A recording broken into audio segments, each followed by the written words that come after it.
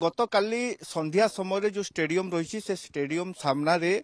जड़े युवक घर को फेरुले चक्कू माड़ होता चक्कू माड़ है घटनास्थल जो मेडिकल नहीं मेडिकल नेला मृत्यु होता दुई भाई मिसी चक्कू मारी किंतु अन्य जो युवक मैंने जो 3 जन युवक थे से मेडिकल जाते मेडिकल नेला जो तार मृत्यु होता पुलिस परवर्ती अवस्था परिवार लोक अभियोग करते अभियोग पर पुलिस ये हत्याकारी को धरवाई जाल बिछाई जितेबाला गोटे भाई फेरार हो गला अन्य भाईटी को जो पुलिस धरने चेष्टा करुला से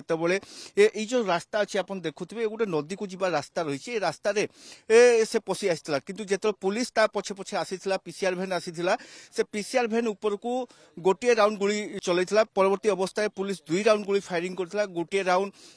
तार गोड़े बाची जो डेभरी गोड़ कह बाम गोड़ गुली बाजवा कथा कहुच्छी घटनास्थल में साइंटिफिक टीम आसी साइंटिफिक टीम बर्तमान घटना करके जो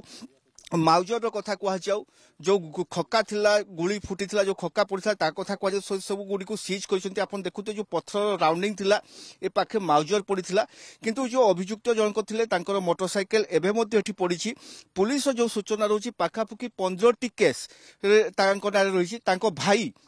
जी कि फेरार अच्छा ना रे हत्या मामला रही से किछि दिन तले बेल आसीथिबा कथा कहुँ